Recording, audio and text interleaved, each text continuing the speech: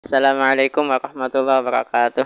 Alhamdulillah wassalatu wassalamu ala nabiyina Muhammad ibni Abdillah wa ala alihi washabihi wa mawalah.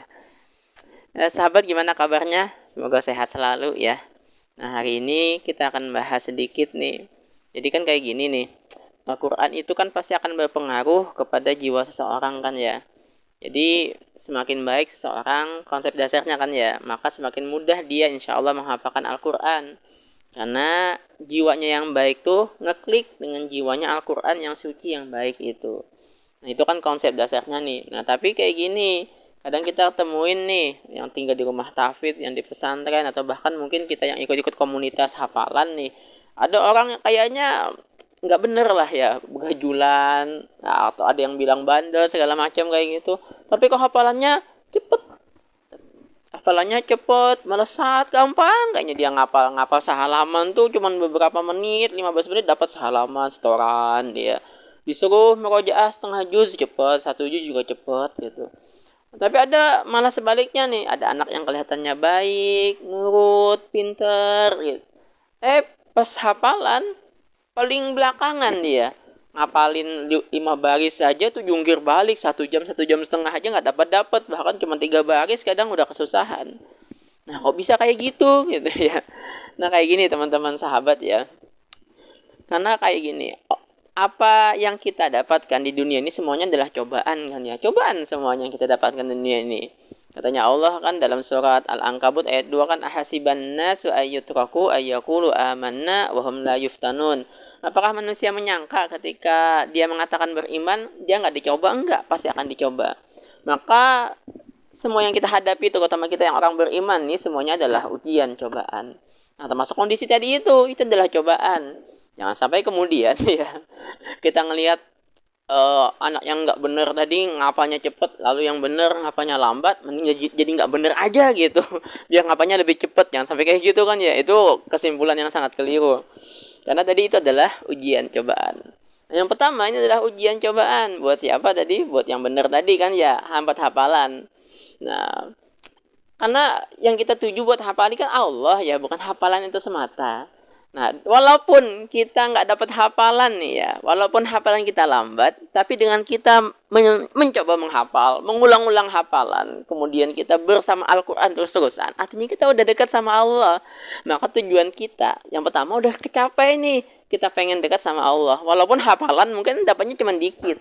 Ya, jadi bagaimanapun kita dapat hafalannya, Allahnya udah kita dapetin. Yang pertama, yang kedua nih ya, Allah pengen ngelihat tadi itu yang saya bacakan di depan tadi itu surat Al-Ankabut ayat 2 tadi. Allah pengen ngelihat bener nggak nih iman hambanya ini. Dia pengen terus-terusan baik nggak? Dia istiqomah nggak ngapalin Quran? Dia terus berusaha nggak ngapalin Quran? Allah pengen ngelihat itu. Nah, sampai nanti insya Allah pada satu titik, satu tempat yang ketika dia udah benar-benar berusaha, dia udah benar-benar uh, mantap usahanya, Allah melihat udah nih usaha orang ini, maka Allah kemudian akan menganugerahkan kepada orang ini kemudahan menghafal Al-Quran. Kemudian terbukti yang Allah sampaikan, walaqad yassarnal Qur'ana lidzikri fahal mim mudzakir. Ayat 17, 22, 32, 40 Al-Qamar ya. Dan sungguh telah kami mudahkan Al-Quran untuk dihafalkan, dipelajari, maka siapa yang pengen ngambil pelajaran? Ada titiknya nanti seperti itu, tetesan air ke atas batu yang terus-terusan, nanti ada titik yang batu itu akan berlubang. Titik yang batu itu akan berlubang seperti ngerebus air nih sampai 100 derajat, maka mendidihlah air itu. Maka seperti itu nanti saat usahanya udah bener-bener, Allah ngelihat dia udah buktiin usahanya bener-bener sungguh-sungguh, dia pengen ngapalin Quran. Allah sudah melihat imannya bener-bener teguh, kokoh, dan dia pengen hanya mengharapkan Allah saja, maka Allah akan mudahkan.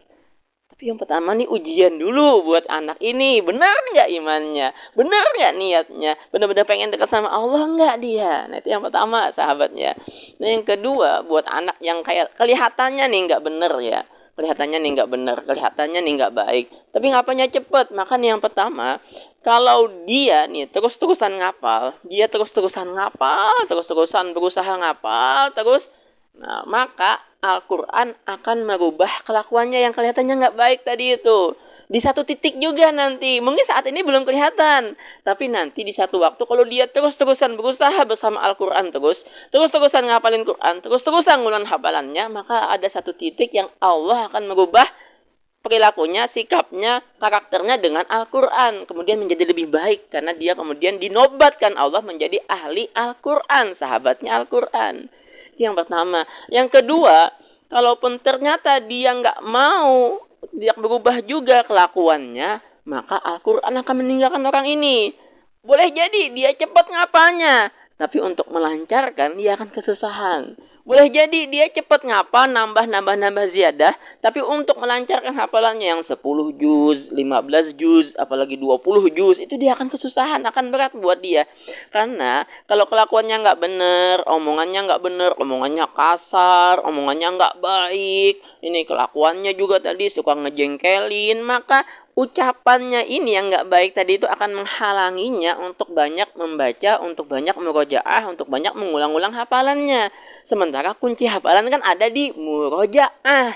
Kalau murojaah nggak benar, maka nggak akan dapat nih. Mungkin dia dapat tadi hafalan, tapi nggak akan dapat bisa melancarkan semua hafalannya, nggak akan bisa. Nah, ini jadi dua kemungkinan ini kalau anaknya nggak baik tadi ya bisa. Jadi kalau dia terus-terusan berusaha bersama Al-Quran, Allah akan merubahnya dengan Al-Quran. Atau kalau dia nggak berubah juga, maka Al-Quran akan menjauhinya. Maka dia akan kesusahan untuk melancarkan hafalan. Ini kan sama kayak orang sholat, rezekinya kok dikit gitu, kok rezekinya susah. Orang nggak sholat, malah rezekinya banyak. Ujian tadi itu teman-teman, ini ujian tadi itu ya.